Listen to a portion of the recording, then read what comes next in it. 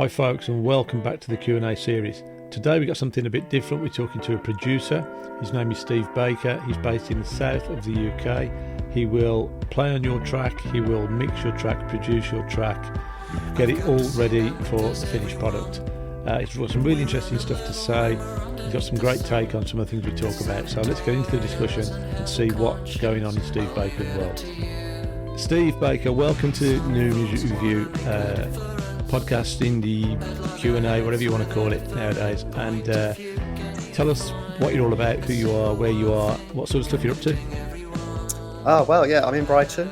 I'm a musician, producer, I guess all-round music maker.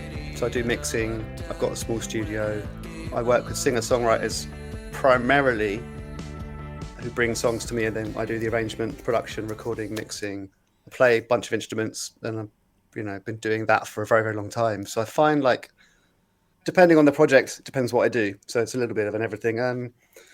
What am I up to? Well, it's sort of talking about new projects at the moment. I've got an artist I've just finished working on a few tracks with. She's like a really lovely sort of dream folk artist. Mm-hmm. And we've just finished 3 songs. There's an potential album project coming up. I've always had lots of conversations, never really being too sure what the next thing's going to be. And then while I'm not doing external production work, if there's a little gap, I just switch into my artist mode, which is because I'm also produce my own music and write my own music. So Okay. I've got an absolute mountain of material that I kind of chip away at and sculpt, and then try and work out whether it's what to do. So right now I'm actually quite focused on my artistry because I'm sorting out collaborations and remixes, and I'm started performing, so I'm working out that. And then just rolling along, trying to make ends meet as a producer. Well, yeah, and so if an artist decides that they want to contact you and ask you to see if you can work with them, or they want to work with you, what is the first thing that happens in that instance? Well, that's a good question. If they've just reached out to me, just enter into a discussion, a consultation, or whatever. I like to ask lots of questions. I like to really get a sense of where they're going, what their goals are. Lots of non-musical stuff. The discussion around music happens a bit later. It's more about who they are, really, and what they like. Are they a performer? Like, are they a storyteller? Are they how much of a producer are they in their own heads? Like, have they got positions they want to work? Like, lots of questions that are just sort of building a picture. Yeah. And they'll obviously have questions for me, but then it's generally just a little bit of a getting to know you. And are you sort of bothered or interested in how established they are or how professional they are? Or if somebody just comes along and says, "Listen, I've just wrote this song. I've got an acoustic guitar. I don't play it very well, and I've got some lyrics, and here's my demo." Would you take that on?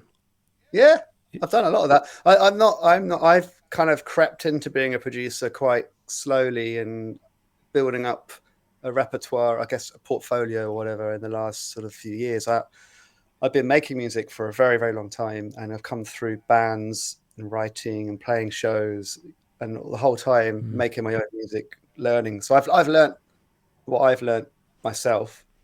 And when I meet someone who's early in their journey, generally I can level with them quite quickly because I've been there and I kind of get that. And also I'm not like a name producer. I don't have an agent. I don't have a manager. I just work with people who are pretty new to it. So I think one of the things I want to do is actually be a bit more intentional about finding artists who are more established, because I feel like the working relationship would be different, and because they've got more in the past Yeah.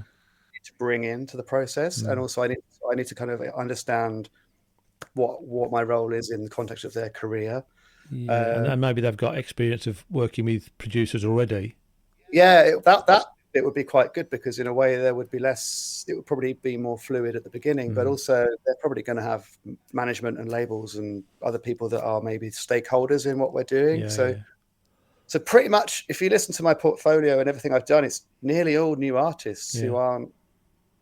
In some cases they've come and gone. They just did it because they wanted to do it, and they've gone down different paths.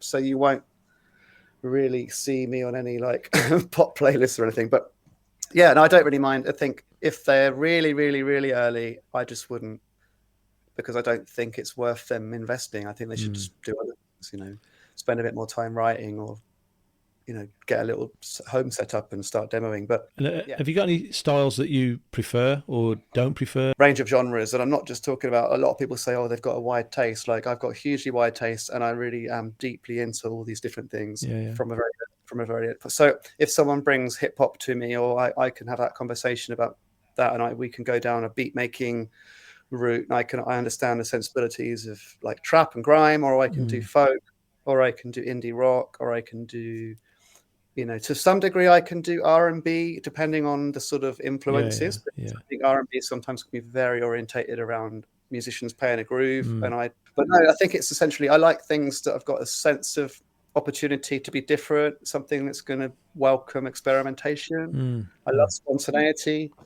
I love improvisation. So things that have got an opportunity for that. And have you had many bands that have brought stuff to you that you think, well, this is already really great.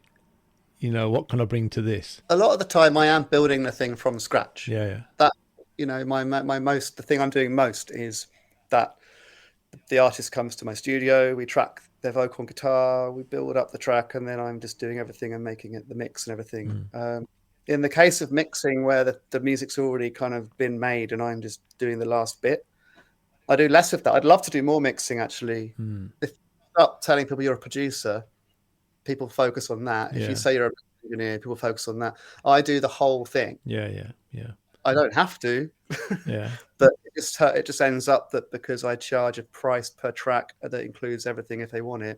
If someone said to me, oh, don't worry, you're not going to mix this, I'd be like, great, okay. And then someone else would do that bit.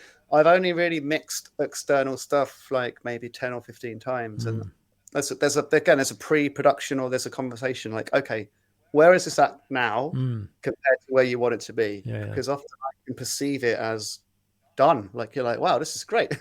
But then the artist will go, no. And they'll send you a bunch of reference tracks of the artist. And you're like, oh, okay.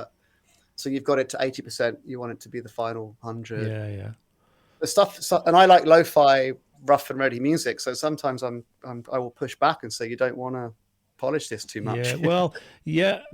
Keep it raw or whatever. But I was going to ask you that, actually. Has it ever gone sort of horribly wrong, really? Have you got like the completely wrong idea of the vibe that somebody's looking for, and they've just said, no, nothing like that, thanks? No, that's my superpower. Try and nip that one in the bud. I just get it. Like, people have said that to me. Like, that's something I'm quoting about myself. People have said, we work with you because you just get it. Yeah. And that's why I'm talking about the shapeshifter thing. I was mixing a bunch of stuff recently that I did also do additional production for.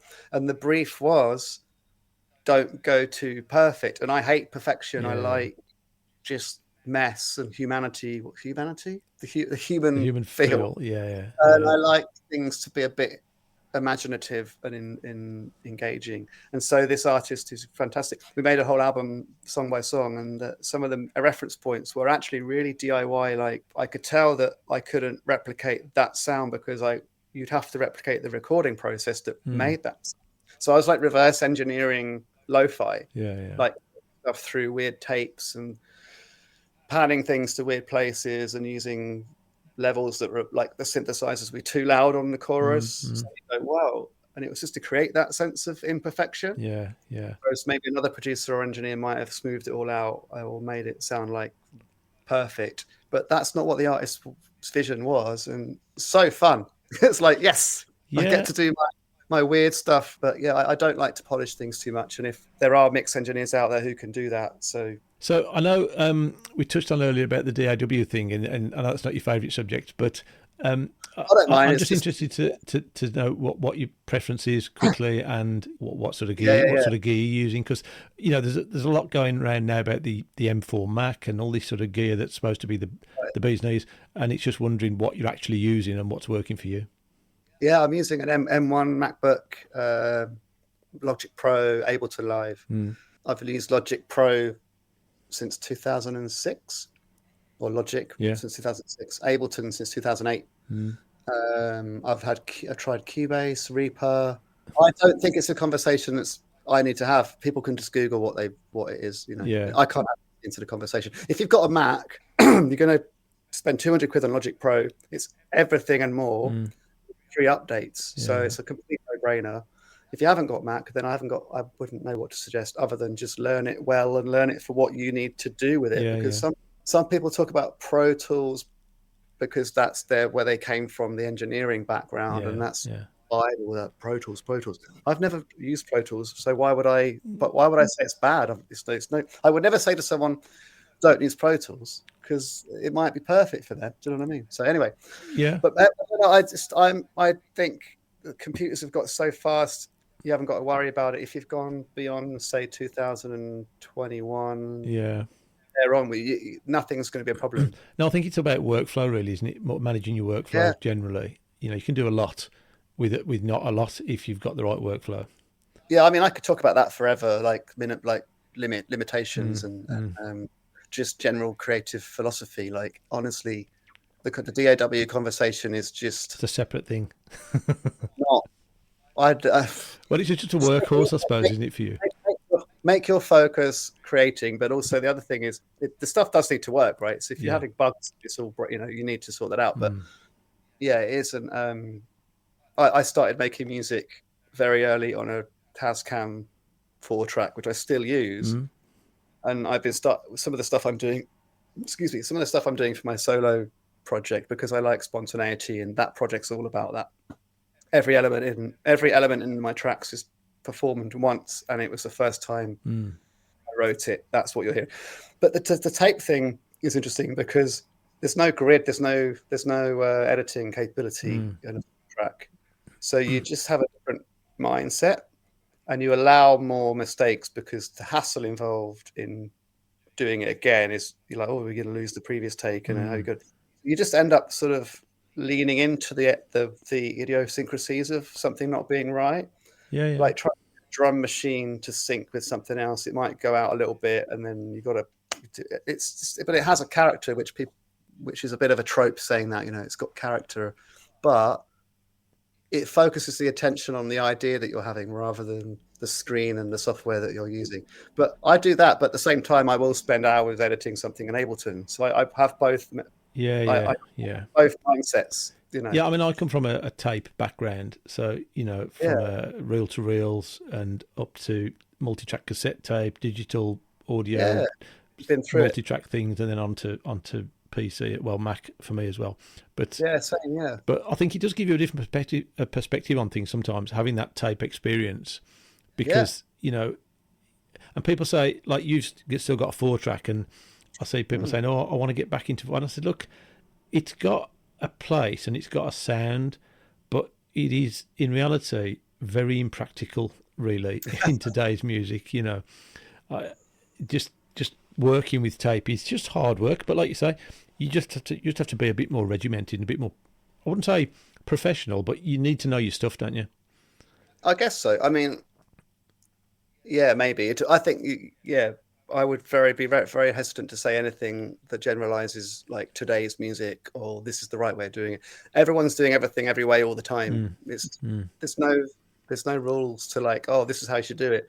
There's a massive burgeoning lo-fi tape scene. There's a whole scene of music where just using the Roland SP404 sampler. There's whole scenes where people are using there's everything. Limit yourself. Don't ever say, oh, like that's the right way to do it because it's quicker and easier. Well, quicker and easier doesn't mean better. Definitely not. No, that's right. It can mean better. So it's everything and everything. I steer clear of any form of black or white. This is the way. The way in everything, because there's always exceptions, and there's also like different ways to force limitations onto yourself. So I made a track with someone a few years back where we decided we were going to make a whole track just using the 4-track and a SM58, and then I'm going to import the sound into the computer to then try and build like something out of what we capture. And I had to like write the song structure down in a pad of paper.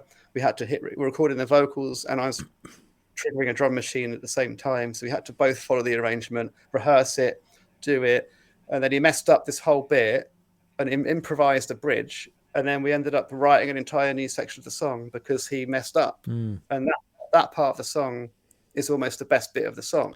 Yeah. I've done. If we were in the box, we would have just deleted it, and so Yeah, I've done many mixes where we've had like 4 hands on the console. My first console or large console was a Studio Master 16 or 24 track mixer, nice. and it was a great mixer. I loved it because it had tons of auxiliary sends on it, and I had a little rack full of outboard gear.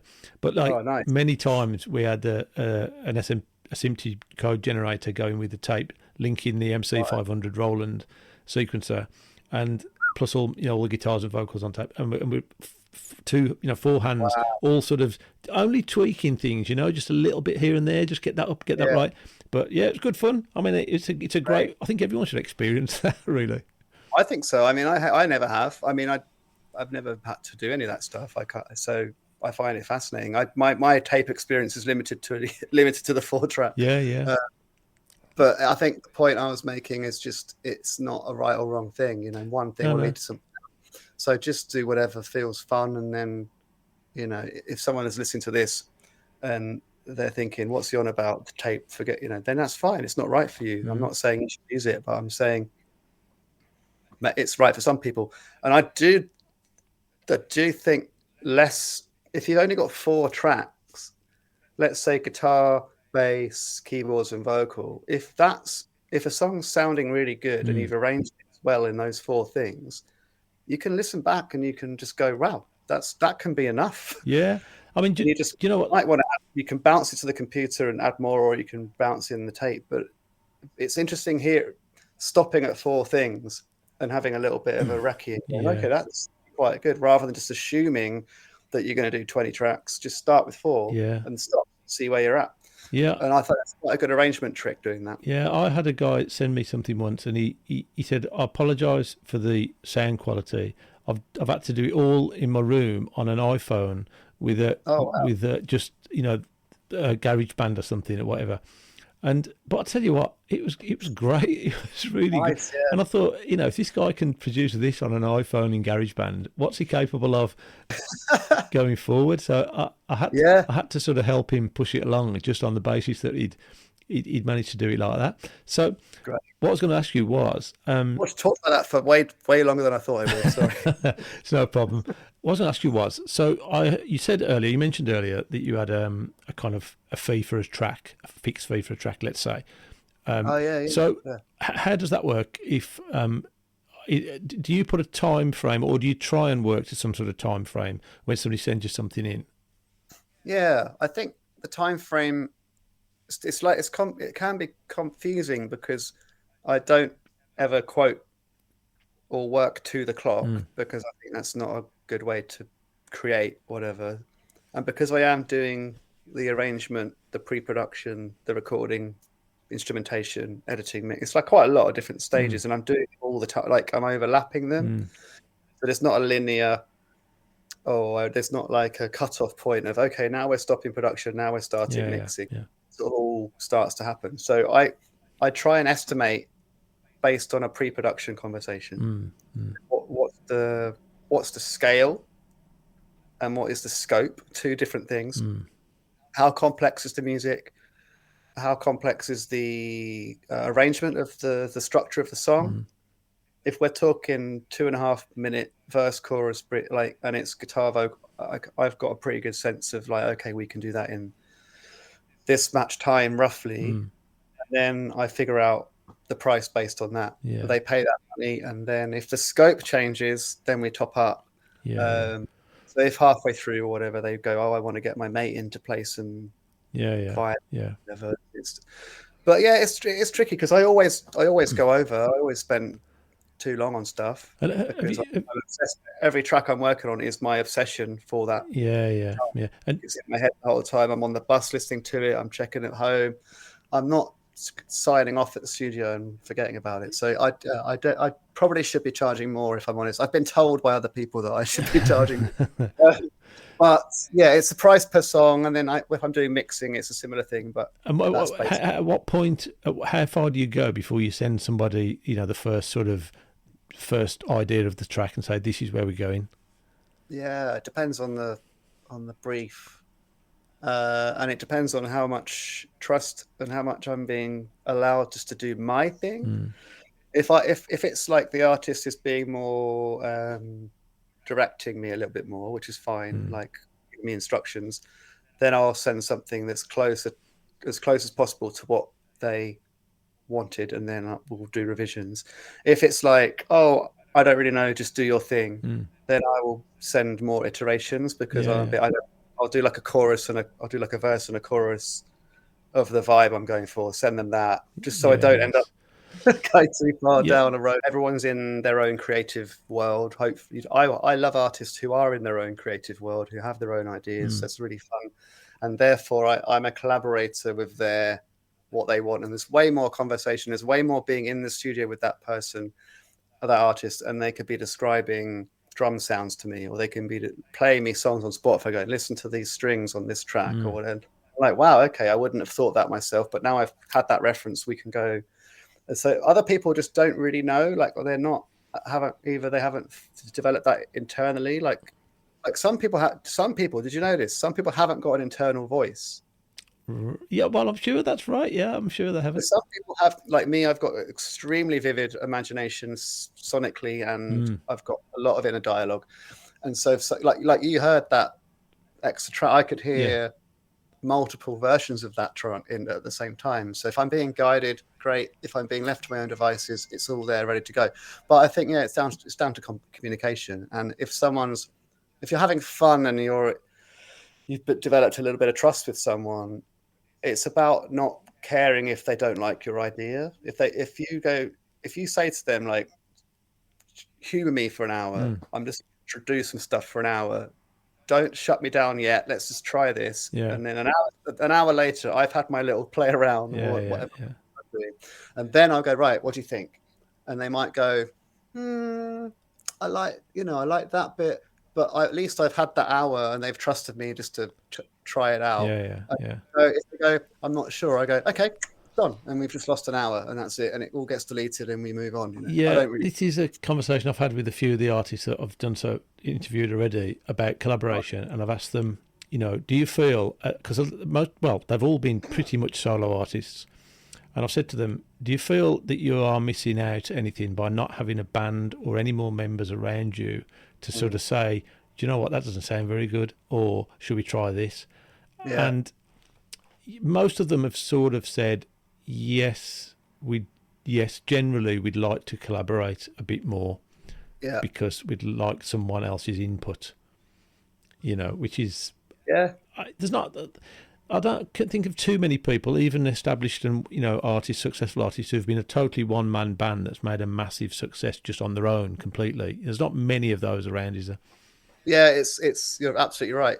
I'm sure there are some. Yeah, definitely, and people that have done a lot. Every single album you can think of, every single song that everything that you are aware of has had a producer and a mix engineer, probably other people involved in the making of that.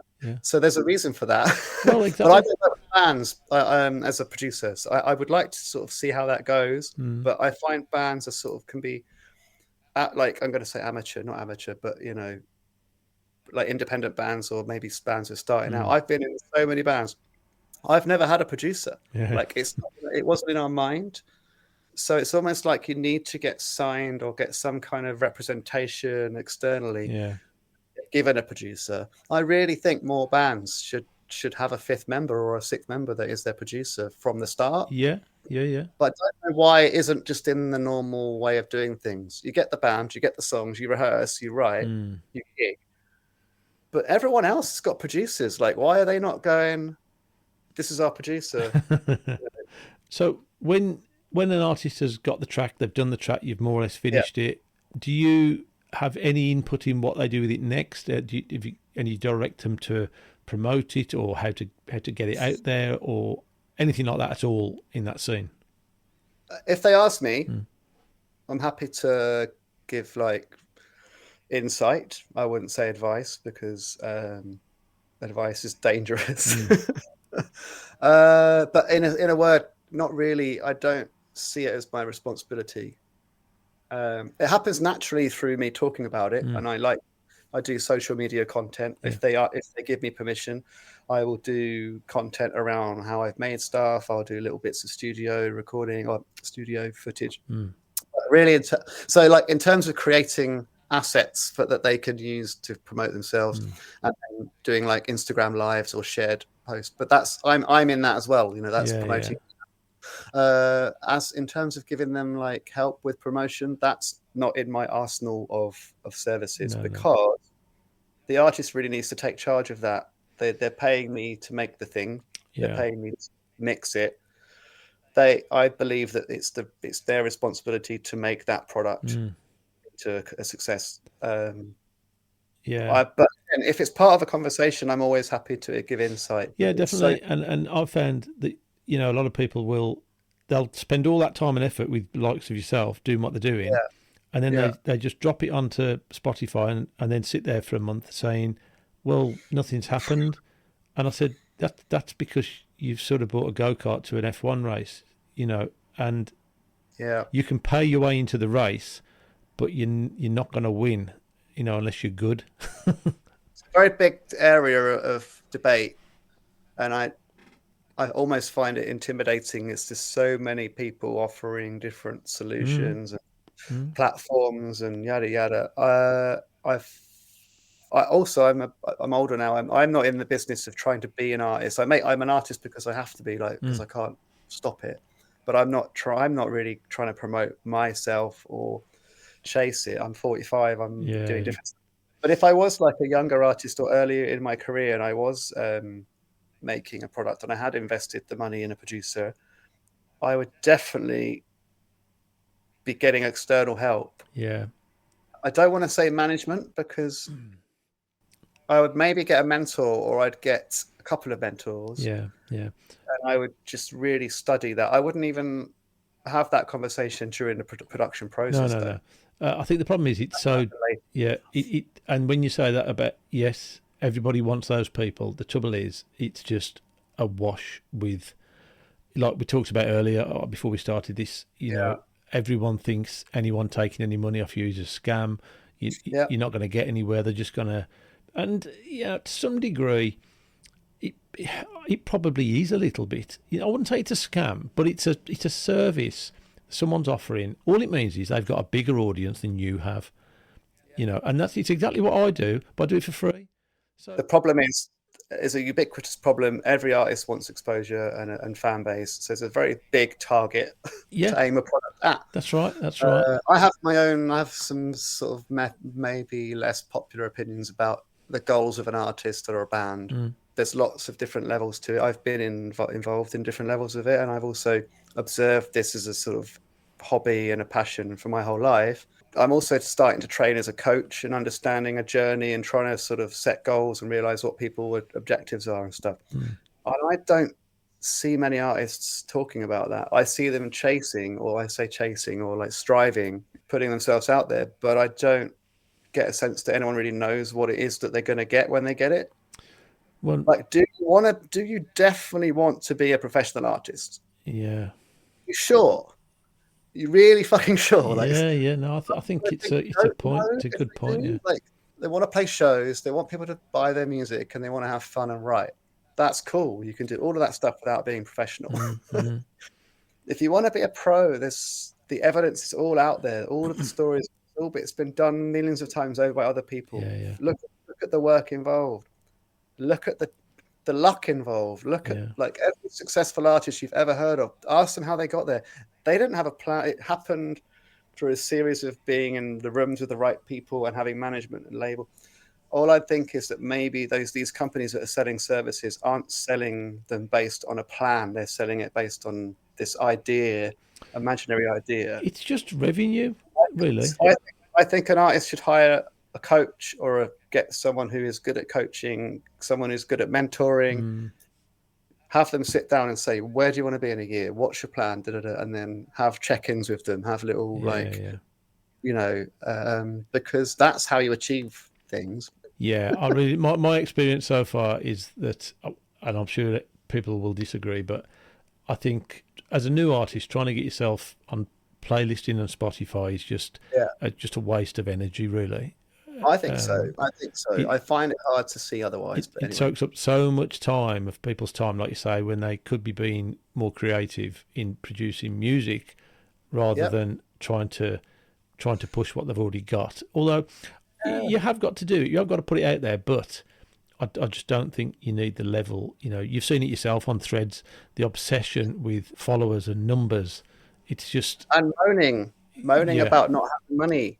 It's like, what have you done to get the money? You yeah, just made a few songs. Like, come on, yeah, work. yeah. I'm only being a bit like provocative because I feel like it does help the conversation to be a bit finger pointy. Yeah, I think basically, if you were playing shows consistently, the right shows, so don't just go and play any show, play the right shows, find the right promoters, the right support slots, play those shows, right?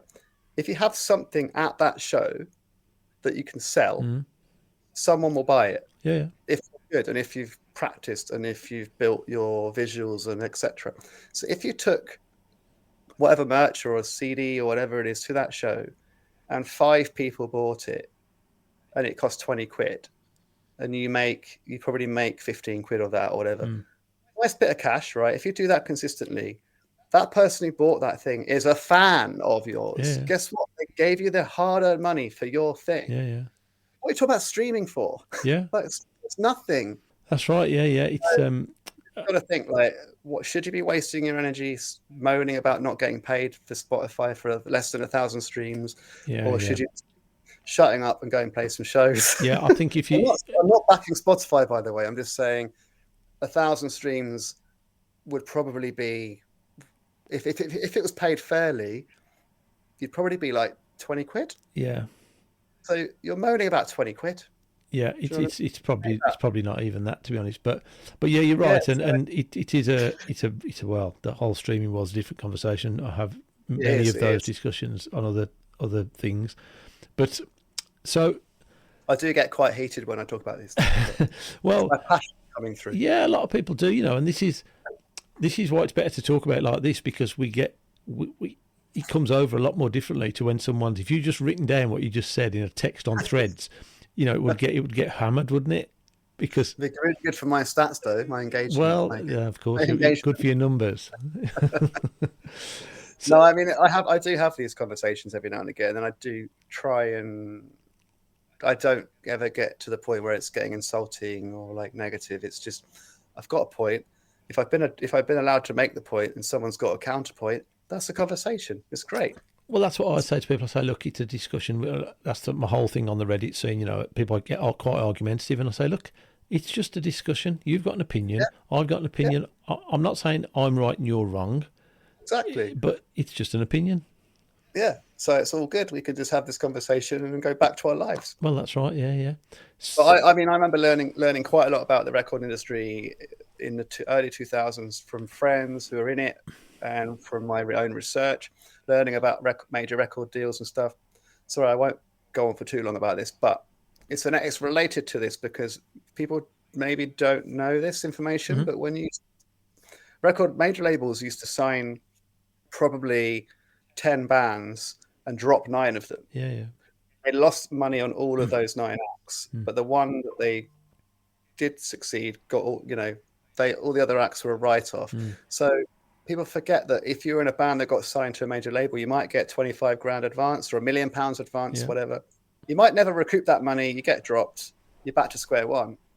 Like that wasn't good for the artists. No, the major labels weren't good for the artists, and streaming's not good for the artists. But something had to stop people from stealing the music for free off Napster or whatever. Yeah. So I just think there's other conversations to be had. Yes, we could fix the streaming model and make that whatever the pricing is and whatever the subscription is could be tweaked, sure. But I think if you are an artist and you're making music and you're expecting to get an income from it, it's not going to come from streaming ever. No. It's going to come from fans. It's going to come from live. I think playing live and interacting like we are right now, interacting directly with even just one person or 2 or 3 people at a gig, can make them talk about you for a lot longer than just listening to a track on a streaming service. So I think that's I like some weird ass music, and there's an audience for everything.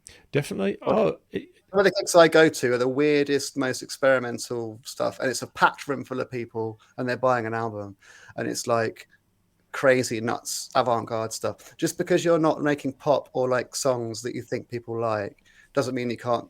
Yeah, definitely. I saw something probably last year now, and they were talking about something like this, and they were saying that there's a band out there, and don't even ask me what the name was, but they were primarily instrumental. They didn't stream anything or anything like that. They weren't on any streaming services, but they sold out these arenas. Amazing. Because people just loved the music, and the only way they could get to hear it was to go to the gig. There you go. And I love that. I love that that's happening. I think that's great. And it worked a treat. But so let me just drag it back a little bit. Are you offering the full package? Are you doing playing on it, mixing it, mastering it, putting it on final, whatever they want it on, and giving it to them? If that's the brief, yes. I don't master. Okay. I don't do mastering of the stuff that I've recorded, produced, and mixed. Okay. So I have a few different mastering engineers. So no, I don't do that. But I do what's required of me, and also I'm open to doing other things. A lot of writing. I write music. It is hard, but yeah, I'm offering a full package, but I'm not limited to a full package. I'm quite interested in having discussions around maybe if there's a band who have got a bunch of songs and they're not really sure what to do in the studio, like offering a pre-production thing, or if there's an artist who maybe has like had a whole album made themselves. I love artists who've made their own music at home, like maybe they've got a little studio or whatever, or garage band. If they've got a product where they're just about to release it, I would strongly advise, this isn't just selling the idea of what I do, even have to be me, don't release it. Get a producer to just listen to it, or a mix engineer to listen to it, because they're not going to mess with your video. They're not going to change it. They're not going to destroy it. Yeah. Someone like me will take your wonderful world that you've created on your laptop and just make it deeper and wider and a better version of what it is. Yeah. So I really love. I want to encourage more people to actually make their own stuff at home, and so that wouldn't, like, I've just done some stuff for an artist called Made Escape, where I didn't even meet them. Like they recorded their own vocals, their own piano, their own ukulele, and then I turned these demos into these big things, and that was the brief. So it was like so fun. And yeah, she could have just gone down the road of just putting out herself, and it would have been nice. But now it sounds like. Well, I've had this conversation again with a few people about saying, have you ever thought about, especially when stuff comes through on the likes of Groover or stuff for reviewing other routes, and I've said to people, it sounds good, but have you considered somehow well, not all songs, but some songs, you just got this feeling that these have been home recorded, home mixed, home produced. Yeah, I can tell. Because there's just something missing, isn't there? And I say to them, have you considered just getting this, send it to a mix engineer? No, what do I want to do that for? I said, get offended or something. To make it better, actually. That's why. Yeah. There is such a thing as better. Yeah, there is, yeah. Rick Rubin talks about that all the time, and whatever you think about Rick Rubin, he seems to just want better. It doesn't matter what better is. Yeah. He's just saying, inexplicably, that's better, and if that means, and yeah, you're right, you do hear stuff where you're like, oh, I can hear this is if the sound of something is distracting you from the experience of the music, it's not right. If the sound of it is infused with the music, so something can be really roughly recorded and not polished and really ropey, but be perfect for that music. Yeah. But if something's like indie pop or electro pop or something that typically the general kind of accepted standard is something that's quite immersive and quite lots of low end and lots of good drum sounds and stuff, you can tell sometimes exactly what someone's trying to do. Yeah. But they haven't got that ear, right? Yeah, so when someone's hiring me, they're not hiring me for my technical stuff. They're hiring me for my ear, my brain, and my taste. Yeah. Some people just, I don't want to get negative because everyone's on their own journey, but there should just be more acceptance of criticism from people who make their own music and not taking it personally. Like, yeah. If someone says, "Have you thought about getting it mixed?" They're not slagging your music off. They're encouraging you. Okay, cool. So I'm gonna drop it on you now, and if you don't want to do it, I'm gonna I won't put it in the video. What? If someone who's watching this and gets to this point has a track that they would like you to listen to and see if you can do anything with it and help them out for free, would you be interested in? Would you help them? Would you ever listen to it for them? Yeah, of course. And just give them some pointers, some advice, whatever. Yeah, my previous comment being relevant still. Don't get offended if it's like you want to try and maybe get this. But yeah, absolutely. If someone's up for that input, they're already on the right mindset. Cool. If someone's like open and they're asking questions, then they're on. Well, I always like to sort of give people who've contributed to what we're doing. I like to give them something back a little bit if we can. And anyone that's watching this got to this point, I think they've deserved to get something out of it. If they've got a song, I'll help them promote it. Oh, good. Yeah. Well, hopefully what I've wanged on about makes some kind of sense. But no, it's been great. And there's a lot of stuff. There's a lot of things to talk about. It's something that if you spend your life doing something, you just end up with lots of different perspectives. Cool. Okay. Well, Steve, it's been great talking to you, and I hope I haven't taken up too much of your time. I appreciate you making some time for us. No, not a problem. It's fun. And hopefully we'll stay in touch in other areas. Yeah. All right, Steve. We'll sign off, and I'll catch you again. And good luck with whatever you're doing. Thanks, Tim. Have a good one. No worries. Cheers. Yeah, see you later. Bye.